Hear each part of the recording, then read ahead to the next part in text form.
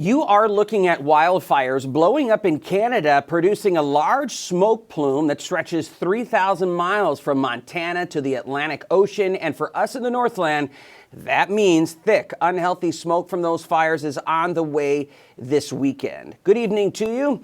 On this Thursday, I'm Dan Hanger. Thank you so much for being here. Just as wildfires in St. Louis County begin to reach 100% containment, wildfires in northern Alberta, Canada are moving in across the Northland, at least the smoke. Let's talk about Canada. Hundreds of people have been forced to leave their homes so far. About 50 fires are burning across the province. Nearly half are burning out of control. Officials say intense heat and strong winds are hampering firefighters' efforts to contain the wildfires. A spokesperson with Alberta Wildfire saying that fire crews are facing some difficult days ahead and conditions on the ground are expected to grow more volatile. This year, wildfires have burned more than 1.5 million acres across Canada. That's about 40% above the 10-year average at this point in the year. Let's talk first forecast now with Rusty, who is tracking where those smoke plumes, I guess you could say, remnants, whatever. You're the expert. Take it away. Well, we're watching where that smoke is just traveling through the atmosphere and what is reaching the surface, which is right now and has been the case since this afternoon, the Arrowhead, the Boundary Waters, into parts of the Iron Range here. Again, this is from the Minnesota Pollution Control Agency. So green means good air quality levels. Yellow means moderate. Orange, sensitive to unhealthy people or to select groups, I should say. And then red and anything above that is unhealthy for anyone there. And that's been the case around Ely. Some of the sensors here in this map, I'm not trusting that. It's more orange on a different map here. But nonetheless, this is what we have been dealing with. There's Alberta. What I've been watching is what's been happening in Manitoba near Winnipeg. Their fires have been pretty intense as well. Some of the biggest evacuation orders in recent memory for this province here. And all of this is coming across us thanks to those northwest winds across the region. So we do have an air quality alert for Carleton, St. Louis, Lake, and Cook counties right now. Northwest Wisconsin, the Upper Peninsula, you are going to join them on Friday. And again, it's for air that is unhealthy at various points of the day. So take it easy outside, even though the temperatures are telling you, you know what, let's get out there. Upper 70s, lower half the 80s for your highs today, and still pretty mild as we go into the overnight here. 51 in Silver Bay is the cool spot, but here in the Twin Ports, we're right around that 70-degree mark. A few degrees warmer, cooler depending on where you are. 65 Hayward, 64 Moose Lake, 62 in Hibbing. We're going to just cool down into the 50s for your lows tonight. The cooler spots is where we've had some clouds and some pop-up showers still passing through the region here. Just enough instability to get them going. But the high-pressure system to our west is going to keep us relatively dry. And that will be the case again tonight and tomorrow. So again, the biggest concern is going to be that wildfire smoke making its way through the region, making things hazy, making things smoky. Let you know how long it's going to last and when we will get some rain relief with the full forecast in just a few moments. The recovery effort is now what's next, and I know that's on the minds, and I'll express what Commissioner Jacobson said was to the folks who lost everything. The state is going to be there. We're going to be coordinating, as we already have, with our federal partners to make sure that the recovery effort, both from the personal side of the losses that were in this and to the public infrastructure that was damaged. Minnesota Governor Tim Walz and other state officials announcing recovery efforts are now underway for the areas affected by the Mungershaw, Camp House, and Jenkins Creek wildfires in St. Louis County. We're going to have more from the governor here in just a moment, but first, good progress has been made up north here in containing the wildfires that have been roaring through communities for the last 2.5 weeks. The Jenkins Creek fire, 95% contained. Fire crews continuing their efforts to address the hot spots, finish the last part of the containment line on the northeastern edge.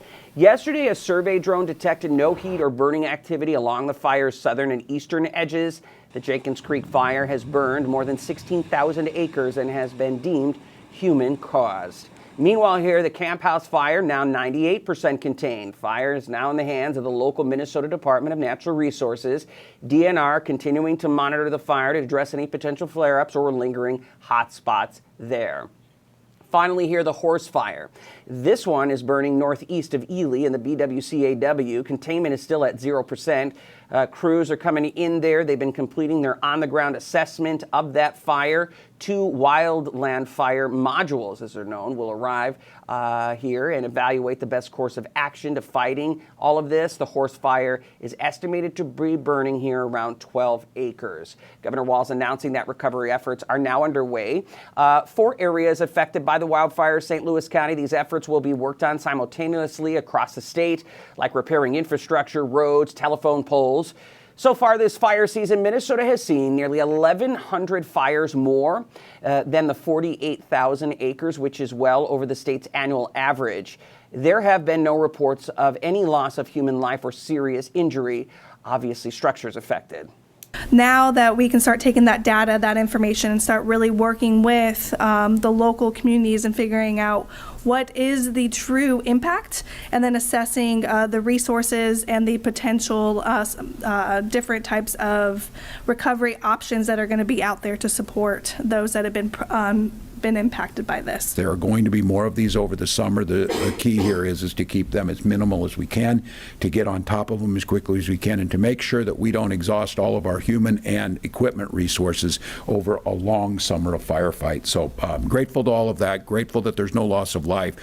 Glad to report that the 3 big fires are pretty much getting contained and finalized, but they will not be the last of this summer.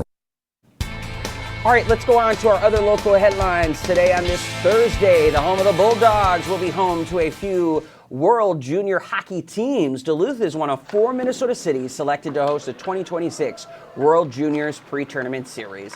The exhibition games will take place at Amsoil Arena, with the schedule and ticket information available at a later date. Rochester, Mankato, and Bemidji have also been announced as the other pre-tournament host cities. It's really great because this is only the 7th time that World Junior will take place in the United States. And so it's a great success for the state of Minnesota, and especially for Duluth, because it's one of the 4 cities that has been selected to host the pre-games tournament. So we don't know yet how many teams will be in Duluth. That will be announced in the next coming month, as well as the tickets. But it's a great success for our city. The teams will be practicing in Duluth in pre-tournament games from December the 14th through December the 25th before heading down to the XL Energy Center in St. Paul on December the 26th to begin tournament play. Good luck. Grandma's Marathon is coming up real fast here, kicking off the summer tourism season. According to Grandma's Economic Impact Report, last year, the event brought around $40 million into the community, nearly doubling their 2019 report of $21 million. This year, at 9,000 participants, the race is one of the top 10 marathons in the United States, while being hosted in one of the smallest towns. It's become what it is, which is a worldwide event, because of the way the community opens its arms to the participants, the way that it supports us through volunteering, and to see that in the end, the race benefits the community by the money and the economic impact that it brings is a really positive thing. Yeah, and one of the major highlights here was the city's support, we're told. Duluth's Public Works and Public Safety really work hard to help with setup and security. The city encourages its employees to volunteer and even participate in the races, all that effort going back into the city.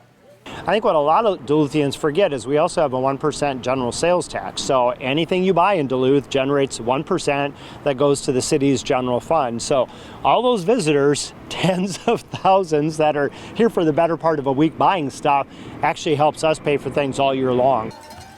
All right, even if you aren't volunteering or participating, Mayor Roger Reinert encouraging everybody to be ambassadors during the weekend, because people are new to the area. Many streets will be closed. They're having a little patience can go a long way, right, towards supporting future tourism. The Lake Superior Maritime Visitor Center in Duluth has announced its summer programming. They're going to be having events for Lake Superior Day in July and National Lighthouse Day in August. Tall Ships Fest, by the way, also returning in July. These events and others really helping bring in more visitors to the museum and promote the mission of the center. A lot of people don't realize how important it is for these vessels to be able to navigate the waters and carry the cargoes that they do, because they really impact our everyday lives. So something as simple as the electricity that they're using that can come from an oarboat, or the car that they're driving, thanks to an oarboat moving the cargo around the Great Lakes. All right, over the summer, the front yard of the center there will be closed for upgrades and improvements, but the Pier and Visitor Center will remain open and accessible. The Visitor Center itself is open Thursday through Monday, 10 in the morning until 4:30 in the afternoon. We have a very packed show for you. I don't know if this is the most packed we've ever had, but it is darn packed. We're back in just 60 seconds. So what I mean by that is a whole lot of local news all the way through the whole hour. We'll be right back.